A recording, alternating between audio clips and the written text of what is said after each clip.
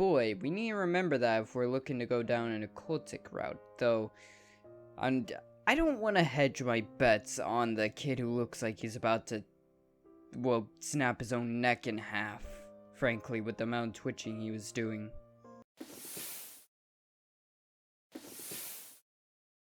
Hello everyone, I'm Echo, and welcome back to the InnsMouth Case.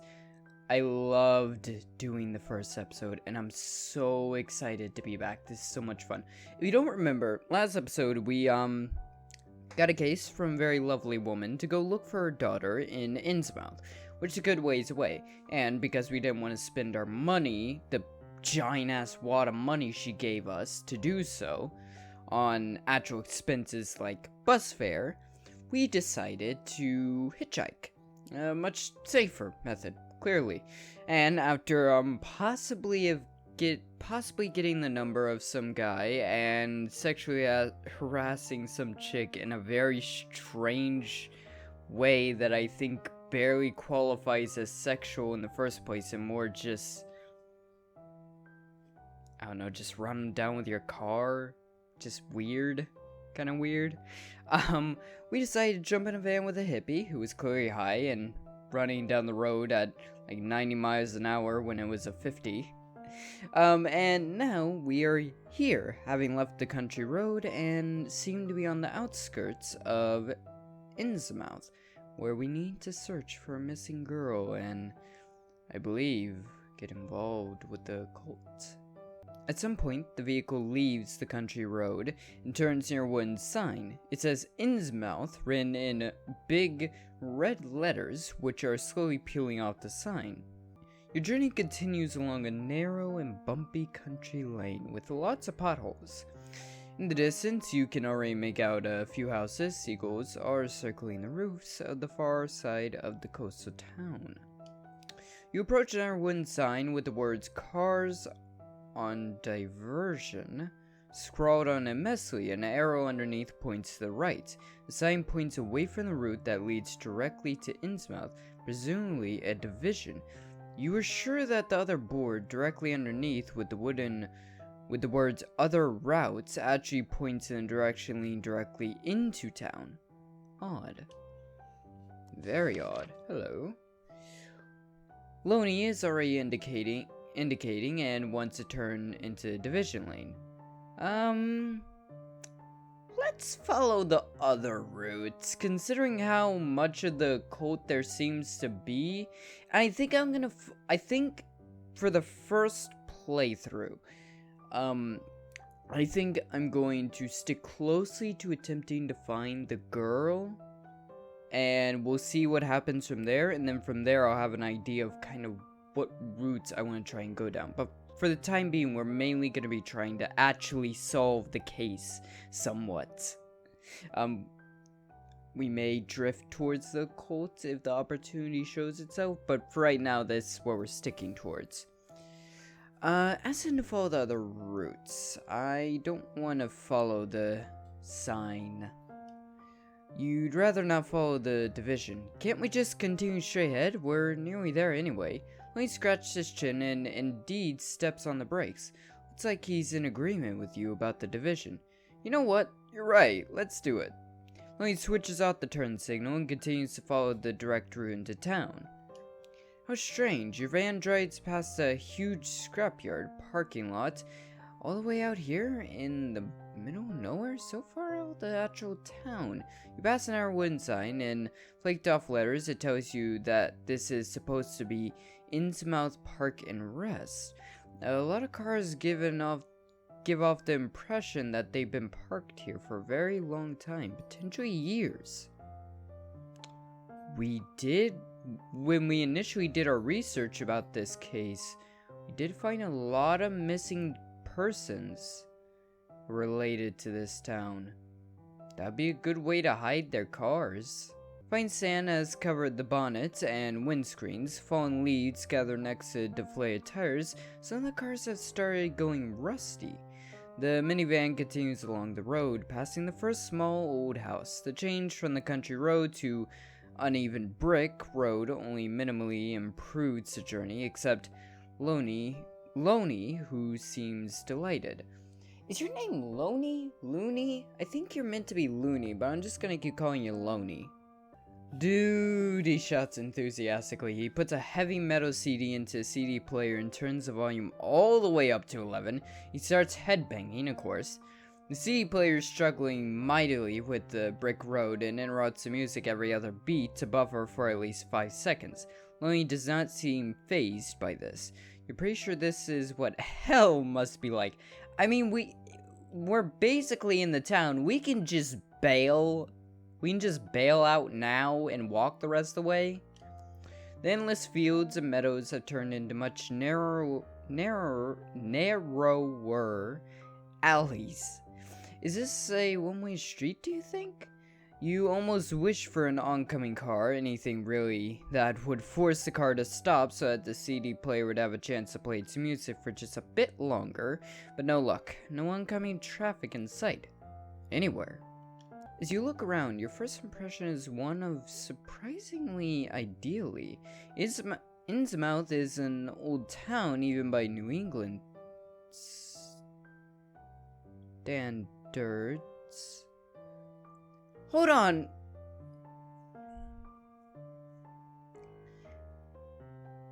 We started in New York, went to a parking lot somewhere near our building. We've been driving with the hippie. We fell asleep, and now we're in England? Am I getting this correctly? It said New England. I don't think... Is that a place? Is that a town, city, county? Somewhere near New York? Otherwise, we have somehow crossed the fucking ocean in this hippie van. And honestly, it wouldn't surprise me even then. That's how much weird shit I've dealt with in my career so far. That would not surprise me the slightest bit. Many houses seem to be from the 19th century, but are in good condition, or they've at least received a new lick of paint not too long ago. It's just that the roads are now worryingly narrow. Your side mirrors have been scraped along the brick walls, and you think it's really impressive that Loney's bus isn't getting seriously damaged by any of this. Whoa, how close is that? He says after scraping around a corner. Man, I've got real bus scruffing skills. Loney's enthusiastic voice repeatedly cuts through the white noise that has settled in your brain. Together, you and your brain decide to jump out of the driving car at the next best opportunity. I kinda saw that coming. With the quick steps, you make your way into the town center in the direction of the coastline. Not long ago, the sun was bright in the sky, but already the first wafts of mist are creeping into the streets. The air feels heavier, and the sun can no longer penetrate the fog. Don't think about where you want to go. You slow down, leaning your briefcase against the walls as you start pacing along a quiet alley. So we jumped out, I'm guessing, then. You got the important choice to make right now. The city center is the north. Even from afar, you can see the outlines of the old and ornately decorated buildings in the main town square. Here you should find a police station, the main shopping street, and of course the town hall. As a coastal town, InnsMouth of course also has a harbor. During your research, you found out that this is a busy area which includes a dreamy beach. You expect there to be mostly tourists. Considering the lack of traffic so far, I feel doubtful. The old town, according to your research, has the only hotel in town, the Glimmin Hotel. You could decide to check in and freshen up just when you want to set off, your heart leaps into your throat. Where a moment ago your briefcase was leaning against the wall, now is nothing? Disturbed, you walk up and down the street, peering into alleys over a fence, but there is no one in sight. Did you actually bring your briefcase and put it down here, or are you going mad? You better hope you're not going mad yet. I haven't pushed you towards the abyss, and if you're already in it, well, at that point, I'm just getting popcorn and watching. At least you can take comfort in the idea that the thief will be surprised by what he finds when he opens the briefcase. Quite a lot of pieces of paper with phone numbers, but no names on them. Sweets, scrunched up underwear. Yes. You think you can cope with the loss of your briefcase. Lucky that you didn't take anything actually useful or valuable on your trip. So you didn't have a need for the briefcase. I fucking knew it. You were so worried about that briefcase being safe in that van, and yet you just didn't need it. You checked the alley one last time. Apart from a pair of moving curtains on one of the windows, you don't notice any other clues that could lead you to the culprit. It doesn't matter now. It's important that you keep moving. There are only a few hours left until the sun goes down. First thing you visit, say Center, the hotel in the south, or the harbor. Let's nab a hotel room first. I feel like we're gonna need somewhere to hide if we accidentally get someone killed. And don't doubt me, I could very easily get someone killed. If it leads me down the friggin'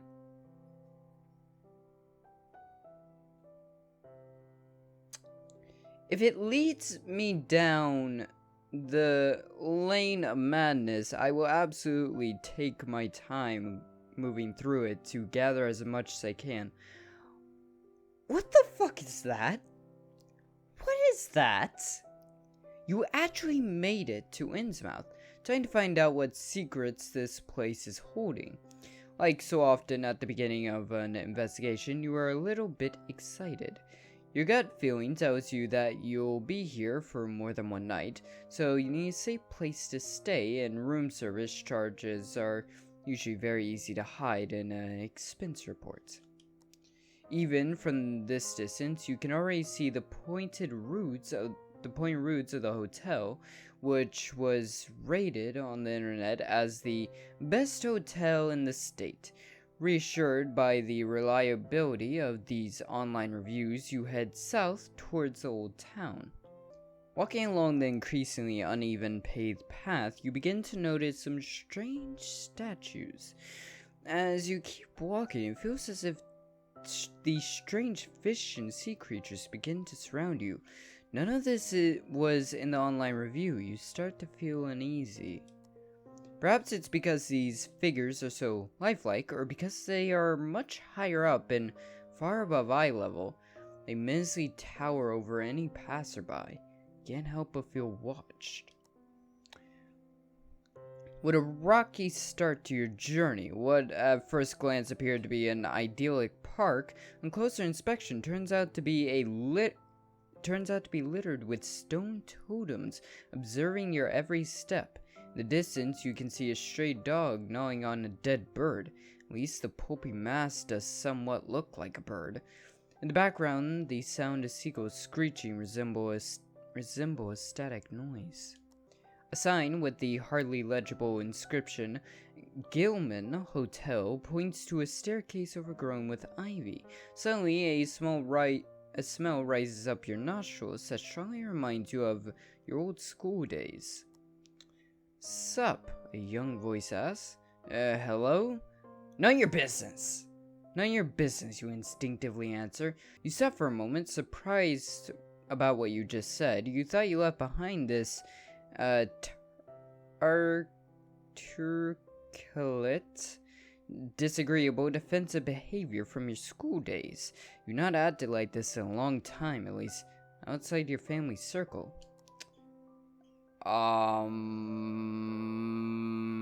What's up with the dollar store Goonies? What the This one looks, well, like a fucking shot from book I'm reading. This one looks like something out of the 90s, and this one looks like it crawled out of the nearby gutters. What the hell? During your initial survey of the surroundings, you manage to miss 3 figures standing on the stairs. In front of you is this very unusual city. In front of you, in this very unusual city, a very typical picture presents itself. Loitering teenagers. The girl who just talked to you is leaning against a railing. Her hands are dug deep into the pockets of her hoodie, and her jet black dyed hair only half covers her pimply face. That's a chick? I could barely tell it was a dude, let alone a chick. What the hell is it? Something is wrong with these people. Like, Loney, and the chick from the beginning, they looked normal. This is, Have you been playing Radioactive Waste? Is there a dump somewhere around here? Are you the rejects from It? Are you the ones that It didn't even want?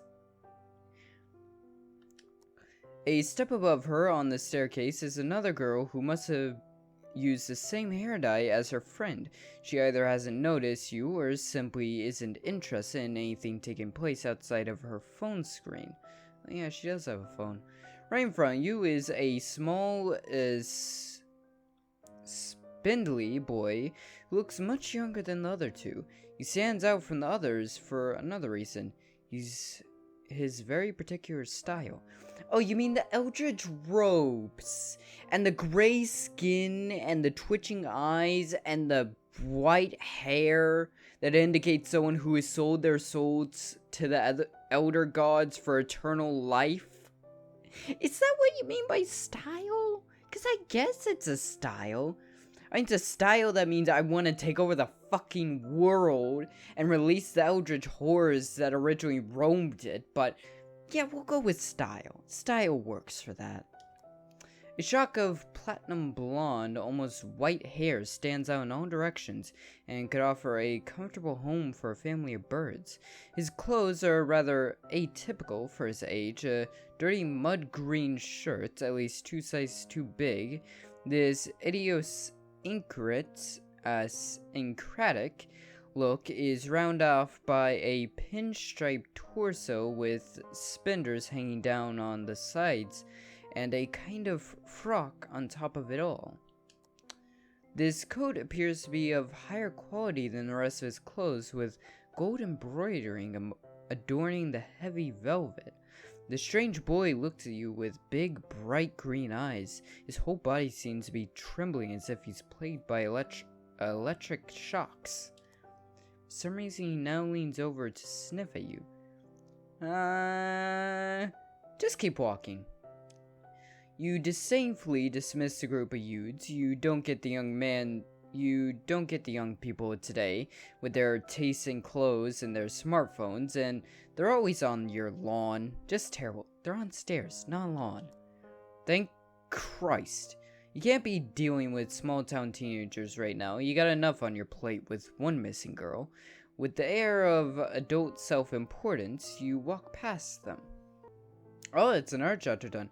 Okay, yeah, I had a feeling. The first episode was like 30-something minutes long.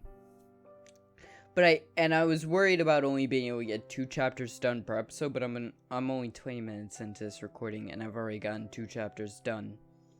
So clearly it's more of a thing of like, each chapter varies. I can imagine if I went into conversation with them, I probably would have gotten more out of them. But boy, we need to remember that if we're looking to go down an occultic route, though. I don't want to hedge my bets on the kid who looks like he's about to, well, snap his own neck in half, frankly, with the amount of twitching he was doing. You recognize its roof from far, and after a long walk, it is now before you in full splendor. The Glimmin Hotel. Looks nice. At least it's easy to see that it once must have been a gorgeous building. The hotel resembles an old English country estate, but in its present state, it would be suited as the setting for a very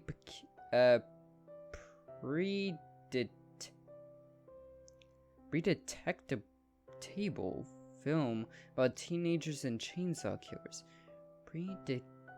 I don't know. Wild and withered ivy has a firm grip on the walls and obscures the details of the richly decorated facade. A gallery of, oh, fuck me. A gallery of Garagles,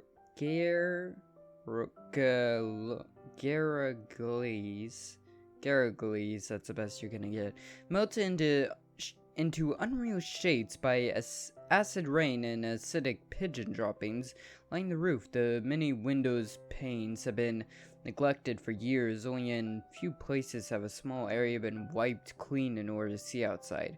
There are 2 cars in the parking lot, a vintage car with large rust spots and a large gray van.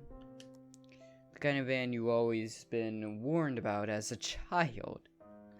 Ooh. Inspect the cars.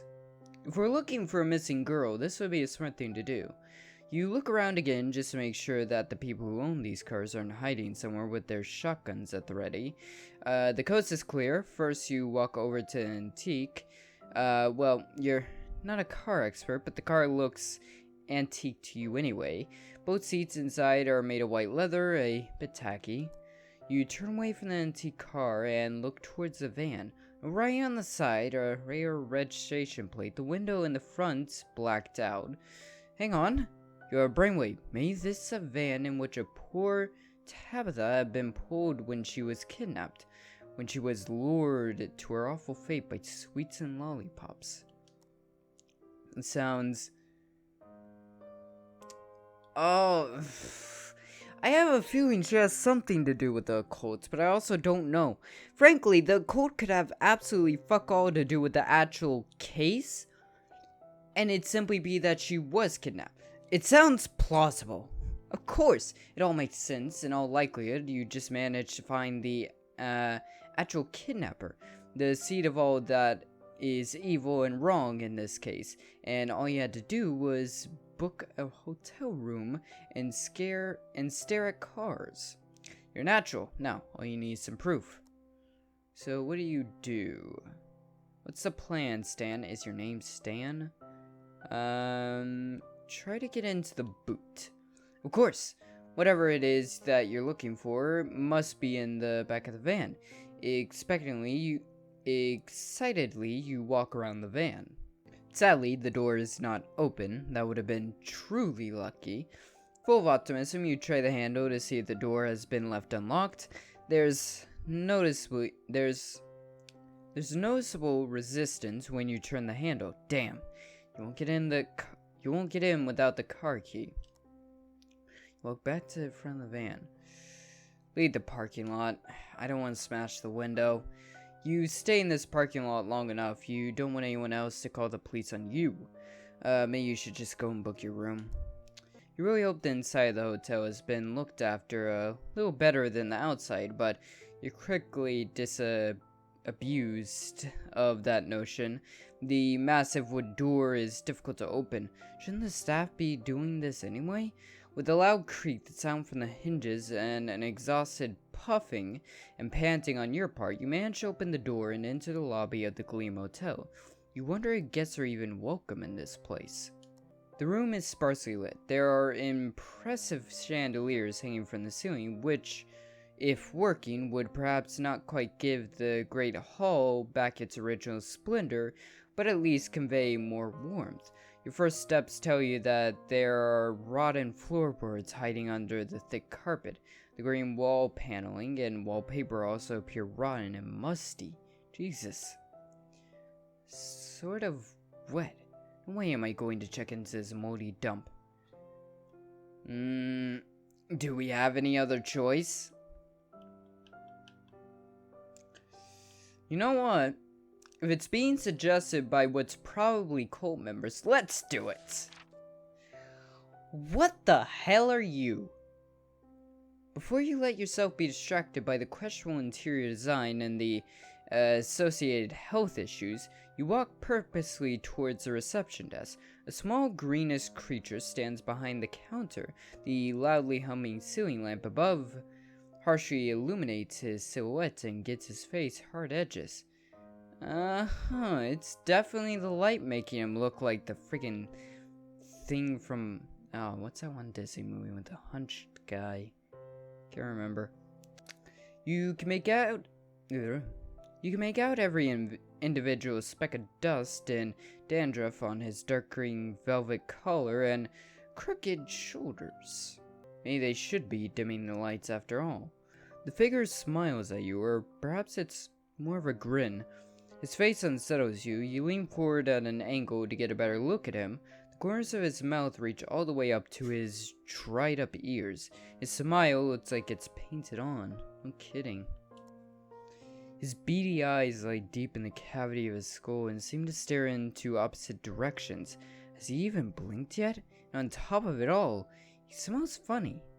How may I help? You're startled and take a step back. Welcome to the Glimmin Hotel. My name is Cornelius Glimmin III. How may I be of service to you? The man's gaze remains unchanged, and his unnatural smile still seems to be etched into his face. You're still surprised that he can talk with such an expression on his face. Just a moment ago, you could have sworn he was an inanimate puppet. Just like now, when he's not speaking. What's wrong with your face? You have beautiful eyes. I like to book a room. What's wrong with your face? What's wrong with your face? You say with disarming honesty.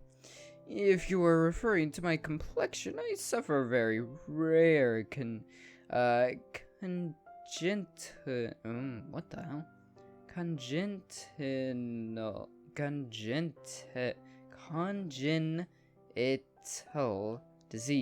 Congenital disease, which only people from my family, as well as other people in this town, develop. You shrug your shoulders. Sure, why not? I was looking to book a room. You begin and manage not to blurt out in a different hotel. Perfect. The Glimmin Hotel is delighted to be able to welcome you as its guest. May I ask whether you're in InnsMouth for business or pleasure? How long will you be staying with us? Would you prefer a view towards the beach or the skyline of our exciting town? When would you like to be woken up? Do you sleep deeply? Are you traveling alone? Do you have family? Who knows that you're here? Can I interest you in our spa, fitness and wellness activities? Would you like to subscribe to our newsletter? Would you like to be skinned alive in your sleep and your organs taken for demonic rituals? I as the character would not give a damn what the player says. I would walk out of there. I would break the fourth wall and walk my happy ass out of there and back to New York. How long can you hold your breath? Funny story, I've been able to breathe underwater since I was How long can you hold your breath? I've been able to breathe underwater since I was a child. Answer all his questions. I've been able to breathe underwater since I was a child. You know, I'm just, a dollar store aqua lad. And we're done now. Can I go to my room? The congruence expression did not change a tiny bit from the duration of your conversation, let alone did he blink. Thank you very much. That was all I needed to know. Now, all you need to do is sign here. He tilts his scraggly shaped head over to the guest registry. Page when you sign it with J Doe XXX Noob Slayer 555 XXX. Your real name. Noob Slayer 555 is my name. Well, no, it's my father's name. You can just call me Slayer 555. The noob is more my father's choosing. I prefer just Slayer. Sadly, we are all booked up this season. There's only one room spare. Here's your key for room 666. Enjoy your stay.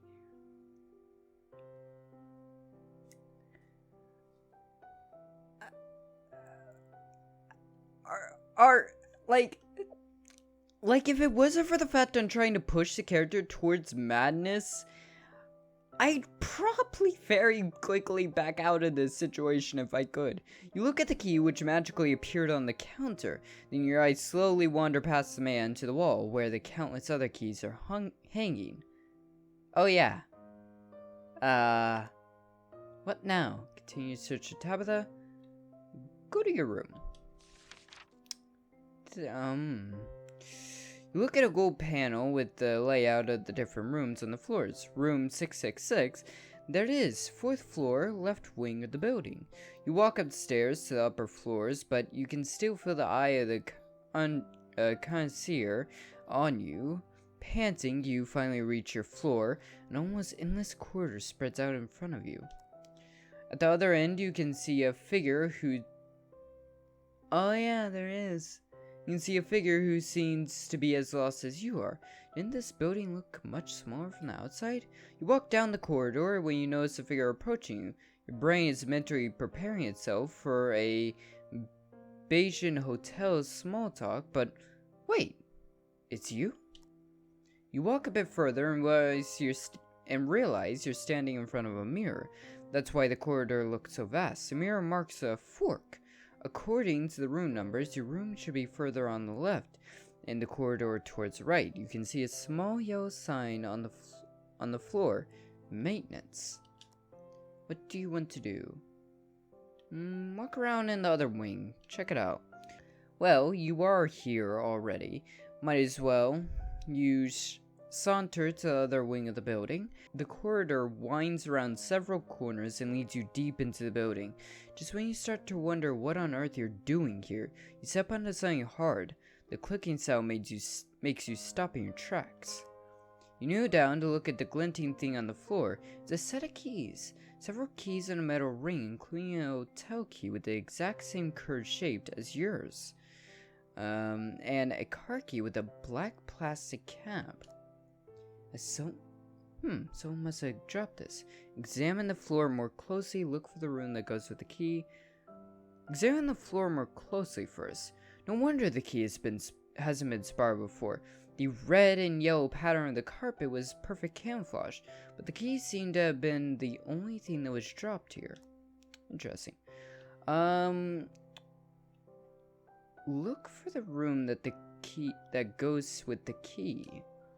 On the key, there's a number engraved, 237. Conveniently, this is precisely a door in front of which you're standing. If only all your cases were this easy to solve. You now return the key to the guests and have a good laugh about it all. Or, just in case they're not there, you might have a little look around the room. Unlock the door. Intuition, I don't know. It's just one of your many great qualities. You unlock the door. In your mind, you are still trying to come up with an excuse just in case there is someone in the room, but only one glance at the state of the room is enough to dispel these worries.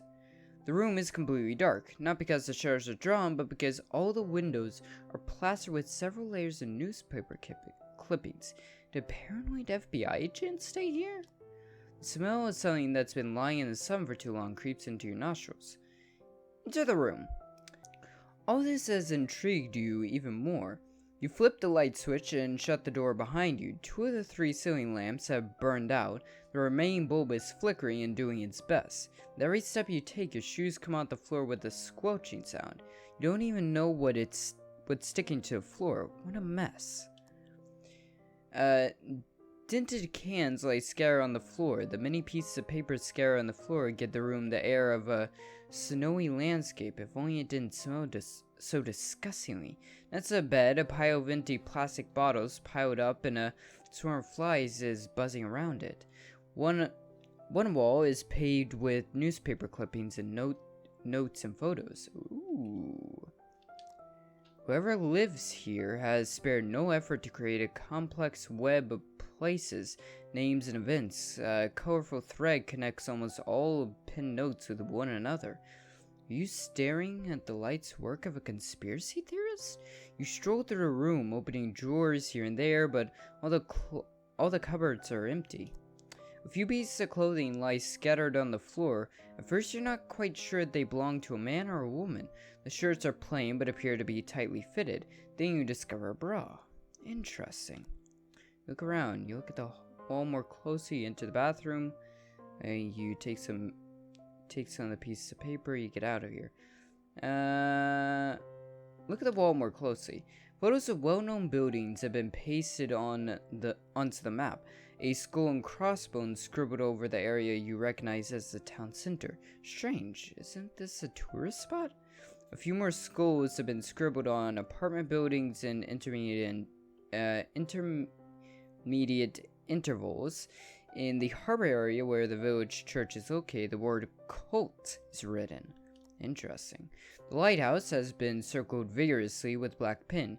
2 exclamation marks have been scratched on the map right next to it. Your gaze wanders across the map, and the photos have been pinned all over the map and the surrounding wallpaper. Your stomach cramps up when you suddenly see Delilah Marsh's icy smile look on you from one of the newspaper clippings. Annoyingly, the text is missing. You would like to know what her picture was in the newspaper. Looks like the corresponding newspaper has already been discarded. There's no other useful clue, just trash and a bit of paper. Damn it. Truly irresponsible, these people who think that no one ever gets to see their paranoia walls. Interesting. Cult. Wall of Weird. Snoop through an abandoned hotel room. Thanks for that achievement. Interesting. I assume there was some kind of cult involved, clearly. If this H.P. Lovecraft inspired, clearly, but still, glad to know it has something to do with a lighthouse, and I'm assuming skull and crossbones means someone died there, which is interesting as well. Take some of the pieces of paper. You grab one of the many pieces of paper lying around the sideboard.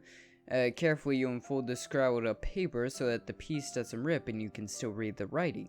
A paranoid picture falls out. It must have been stashed here in between the pages. You pick it up and you're not really sure what you were expecting, but you weren't expecting that. It's Tabitha Marsh. It's not simply Tabitha Marsh, it's the exact same photo you have in your possession. Hastily, you fish out your coat pocket, place the 2 pictures next to one another, and indeed, both pictures are identical. How is that even possible with Polaroid pictures? On the back of the photo, Delilah's address has been noted down in splendid handwriting. Whoever drove that van must have also been looking for Tabitha. You wonder if this was your predecessor. A private investigator who has thrown in the towel. You almost forgot about the piece out of paper from which a Polaroid had fallen. You recognize the handwriting. It's the same it's the same that has noted down the address. Thanks for an incredible night. We must repeat it. Delilah's handwriting. You sit down on the bed, your eyes still on the note. Your detective instincts kick in. Usually it's just lying around the corner of your subconscious all day, mostly hungover, but it's wide awake now. If Delilah hired this detective before you, it could only have been a few days ago. Tabitha must have been missing only a day or two, and her mother flirts with the first investigator she meets.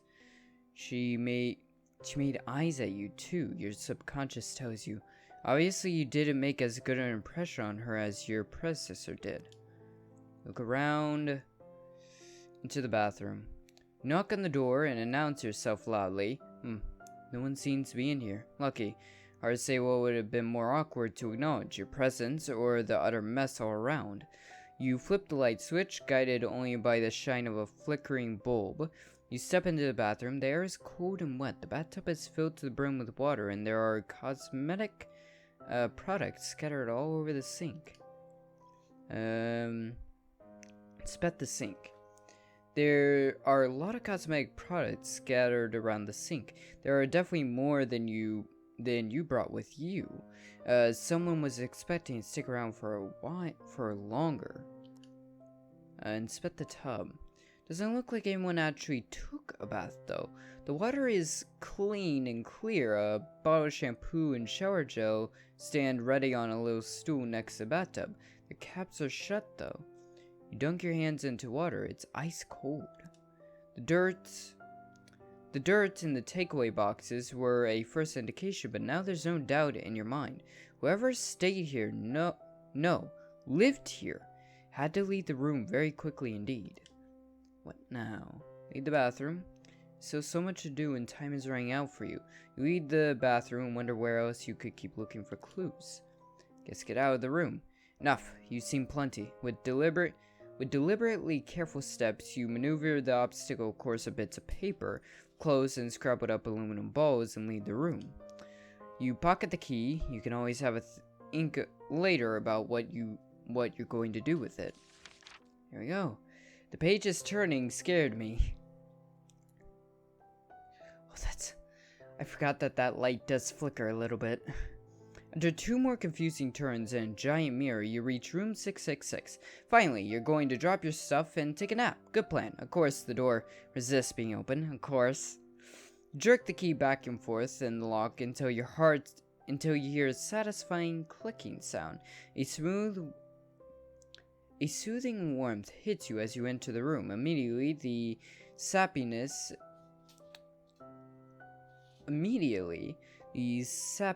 in your brain switches into energy save mode. The trip to InnsMouth has probably taken more out of you. Than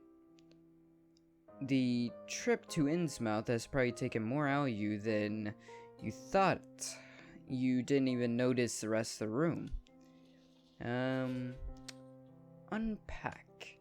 That's right, you're supposed to do something else. A little girl needs to be found. The reward for it needs to be paid in your bank account. It's only when you march the closet that you realize that you have nothing to unpack. After your briefcase mysteriously disappear, all you have left is a very basic survival kit, a toothbrush, and travel bottles of various care products that you'd stuffed into your coat pocket in a rush. You go into the bathroom, position your treasures around the sink. A handful of ice cold water is enough to refresh you. Good thing you didn't go straight to bed. Who knows what you might have woken up. Who knows? You might never have woken up again. Now you feel a little more refreshed. You leave the bathroom and survey your tiny kingdom. I feel like I'm edging death every choice I make. Your place is furnished with only the bare necessities. Your bed is flanked by a chest of drawers. At the window, there's a desk with curved ornaments, and next to the bathroom door, there's a huge, massive dark wardrobe, which extends all the way up to the ceiling. The yellowing flora wallpaper is slowly detaching itself from the walls in some places, and on the wall you can see a range of paintings with elaborately decorated frames. What do you do now? Open the window, examine the picture more closely, actually move into another chapter. After a day out and about investigating, you have no desire to return to this stuffy room tonight. At least open a window to let some fresh air into the room. The window is locked. The window lock is an unnecessarily complicated crank that you turn around aimlessly for a while until you understand how the mechanism works. Examine the picture. Since this room has not been equipped with a television, you're left with the art as your only entertainment. The first picture shows a ship in a choppy sea. The motif looks familiar, but pretty. The impressive fight of the small ship against the huge forces of nature, half hidden in the background, you can see a small spot of light. You have to squint to walk up even closer to make out a lighthouse. Even some elements of a town are visible. Could this be InnsMouth? You turn to the next picture and immediately take an involuntary step back. You're looking at a grouchy, weather-beaten man, the embodiment of a sailor completed with a captain's cap, a full gray beard, and a thick black coat collar. The painter is this The painter of this work opted for a frontal perspective rather than a more adventurous side angle. His head slightly raised, the man's piercing gaze seems to be fixed on something in the far distance. A small spark of light drowns in his sinister eyes. Odd choice for the hotel room decor. The third and last picture hangs on the adjacent wall. An idyllic view of the beach on a quiet day. A pair of lovers with their backs turned to the viewer. He is wearing a white shirt. She is wearing a yellow dress. The two of them are in an embrace on a sand dune. Look towards the horizon. This image fills you with a profound sense of calm. Interesting. Get me out of here. Can we get a chapter in, please? You are now reasonably refreshed again and ready to face the town. Armed with only your wallet, your mobile phone, and the photo of the little girl, you step outside into the corridor and lock the room door. You turn right at the first fork, then left again. Right? Anxious to get out, you suddenly find yourself at a dead end. Trying a few other left-right combinations, you finally find a golden sign on the wall, which shows you the way to the stairs. As you walk down the circling stairs, you look at the reception on the first floor. The eerie, almost mechanical mechanical smile of the courtier greets you. It's as if he has nothing better to do than to watch your every move. Ooh, okay. You ride downstairs, you decide to go talk to concierge again. Get me out of here, please. Discussing details of your accommodation seems a little waste of time to you. With quick steps, you hurry out of the building, but you can still feel the eyes of the courtier on you. Time to go and look for Tabitha. Let's start with the town center. Finally! Oh, my jaw hurts. Thanks for picking up, music. Right now, I'm gonna end this episode of the InnsMouth Case here. As you can see, things will begin to pick up as we move forward. Now that we made it through a lot of the initial kind of starting stuff and just all that stuff in general, we will be able to move much quicker. And I'm enjoying this. I'm enjoying this a lot. This is a lot of fun. It's so interesting and funny. Thing is, it combines H.P. Lovecraft's style of writing with a very interesting story and just an in general funny, enticing just cast of characters and situations that are just ridiculous. And I do feel like I have edged death several times now. Seriously. Right now, I hope you all enjoyed this episode of the InnsMouth Case. If you did, think about leaving a like, comment, subscribe, all that good stuff. Other than that, be good, be well. I'll see all of you in the next one. Goodbye.